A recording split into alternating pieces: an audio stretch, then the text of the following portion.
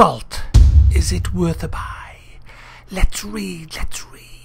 Salt is an open-world adventure and exploration game where you sail across a vast ocean, exploring different islands. You will fight pirates and bosses, hunt animals, sail the ocean waves, customize your ships, loot and craft items and resources, and discover mysterious places during your adventure. It's another early access game, guys, but this one has a hell of a lot of content for an early access game. It's a survival game, as you probably gathered by the little intro that I've just said, and it's very much like Stranded Deep. You are shipwrecked kind of on an island and you have got to survive. You've got to survive by eating, crafting and equipping yourself with a variety of weapons and armour, because there are nasty things afoot, guys. There are pirates that look like cloth gingerbread men, nasty monsters like spiders and shit, and probably a lot of other things that I haven't seen yet. But the thing about this game is it gives you that sense of isolation. It gives you the sense of shit, I'm stuck on a bloody island, I need to make a boat, I need to explore, I need to get shit together, I need to get my shit together. It's a bit like Stranded Deep in that sense. But this one, I feel a bit more happy playing than I did with Stranded Deep. This one feels a bit more accomplished than Stranded Deep. It doesn't look as nice as Stranded Deep, but it just feels a lot more polished. In fact, I had to check to see if this was still in early access, because there's not much in the game that tells you that it's early access apart from the fact that your guy has no fucking hands, which it would be nice. I don't like things floating in front of me face like a bow and arrow and stuff. I would like some hands. I mean, that should really be your next job, Mr. Programming Face. Fucking hands, mate. Hands. You know, look on the end of your wrist. You'll see these two clumpy things with 5 digits on, unless you've had an accident, of course. Can we have some, please? Thanks. It's an exploration game, let's be honest, that's what it is. You explore procedurally generated world. So you build yourself a raft and then off you trot and you go to other islands, and other islands may have different materials that are on the initial island that you started off. Some of the islands are inhabited, they have pirate bases on.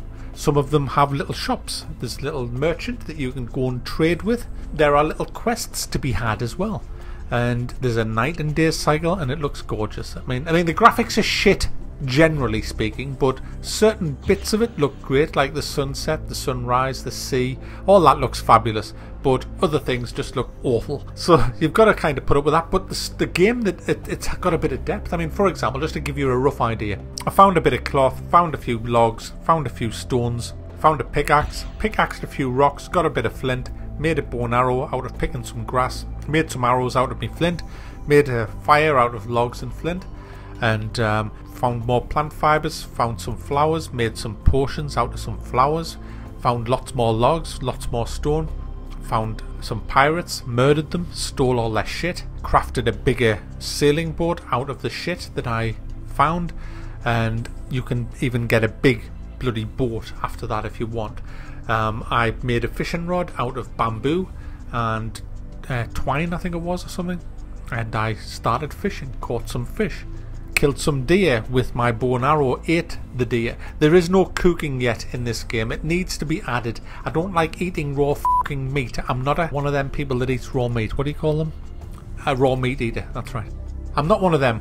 I'm a civilized guy, and I want a fire that I can cook shit on, and I want it to be like Stranded Deep, except not floating in midair. You know, you've got to get a bit more of the immersitivitis going on. Give us a bit of immersion in this. Let's have some cooking over fire and all that shit. The combat's fun. You've got your sword, make your little sword, and the pirate comes running at you, and then he attacks you, so you block, then you parry, then you attack, then you block, then you attack, then you block, then you attack, and you kill him. And if you take damage, you can rest at a fire, you can make bandages, you can make healing potions, you can even craft armour, different tiers of armour out of the stuff that you find to give yourself more protection. You can make better weapons, and so on and so forth. And the idea is to survive. There is no end game as such, but it is early access, it's single player only, it's great fun, and it's only $10.99. I mean, that's not a lot really. That's like a quarter of the price of a AAA game. And so far I have played this game for 4.5 hours, and it feels like I've only been playing it for 4.5 minutes because it is so absorbing when you get in. One good thing about this game is, guys, the developer has released a demo, so you can actually go to the Steam store page, which is linked in the description as always, and download the demo. If you like the demo, you can then buy the full game and carry on from where you left off in the demo. Isn't that good of them? So there you go, that's Salt. It's a great exploration game, very much like Stranded Deep. I mean, if you want to know which one I would go to bed with out of the two, I'd go to bed with them both because I like a threesome. Worth a buy.